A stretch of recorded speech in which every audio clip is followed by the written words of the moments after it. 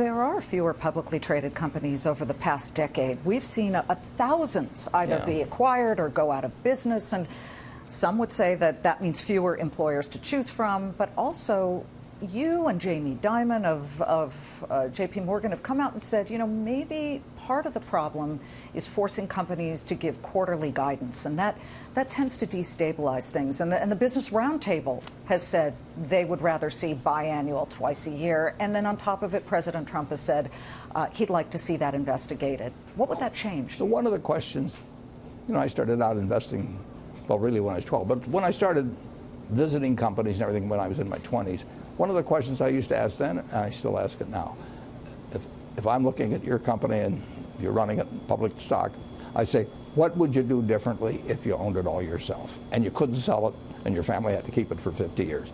And sometimes the list is quite long and sometimes it's quite short. At Berkshire, I try to be able to run it so I can say the answer is nothing. And but I believe in reporting frequently to your owners. I do not believe in giving guidance, because I have seen guidance lead people who I would love to have marry my daughter or live next to me play games with numbers. And once the CEO has committed to earning $1.07 per share, people beneath him are going to do things. I mean, it sends a message to the whole organization that the most important thing to do is earn $1.07 per share this quarter. Hit that and target. And people cheat. I mean, you know, they do things that are legal, but some of them do things that actually they couldn't put on the front page of the paper. And I've seen it. I've seen it many times. That's called short-termism. They're thinking in the short term. Well, their investor relations department tells them you should give guidance. The analysts want to get guidance. And I don't know what Berkshire's going to earn next quarter. I know how all our businesses are doing, but, you know, a hurricane next month could change our insurance figures. Anything could happen. I care about building the businesses, but incidentally, I think most CEOs do, but I do think they get pushed. And once they start giving it, then they feel they can't quit doing it. And then they decide, I better give a low number so I can always beat it. And then they decide, you know, we aren't going to make it this time, so maybe we'll offer a special deal to Walmart or something to move some extra goods that would normally move the next quarter. It's poison.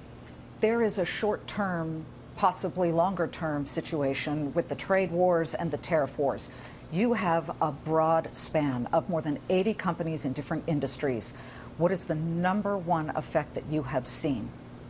Well, I would say in terms of dollars, it might be in steel, but it affects our companies in different ways. I mean, the newspaper business, as you know, is struggling, and there's a newsprint. I think they decide just within a few days whether it's permanent or not. But tariff on newsprint. Tariff on newsprint, yeah.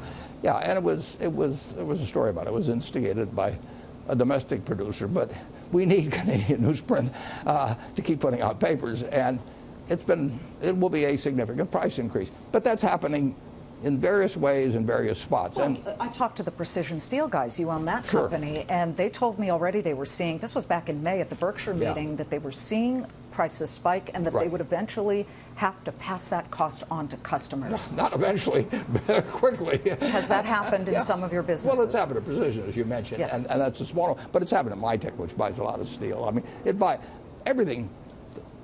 The can Benjamin Moore, that price of that can, I think it's gone up 20 or 30% in the last year.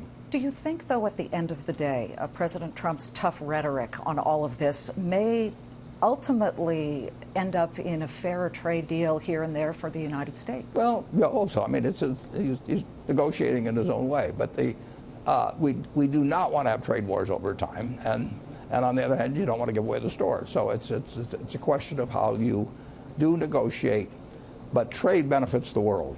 It benefits the United States, benefits China, benefits everybody, Canada, you name it.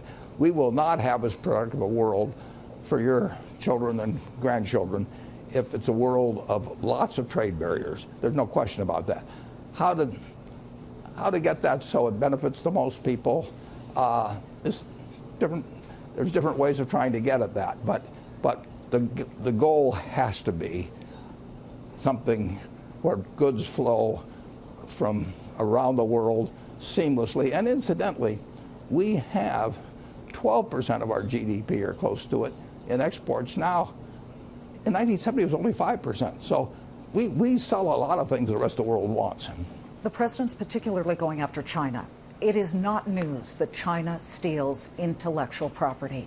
Has Berkshire or any of its companies ever discovered that China or any other country was stealing intellectual property? Not that I know of. No, we've done more and more business in China. No, I mean, China's a great market as far as. So not Dairy Queen, Blizzard technology? No, we've got a lot of Dairy Queens in China. They're just treat only, but I think there's 500 or so Dairy Queens, yeah, something like that in China.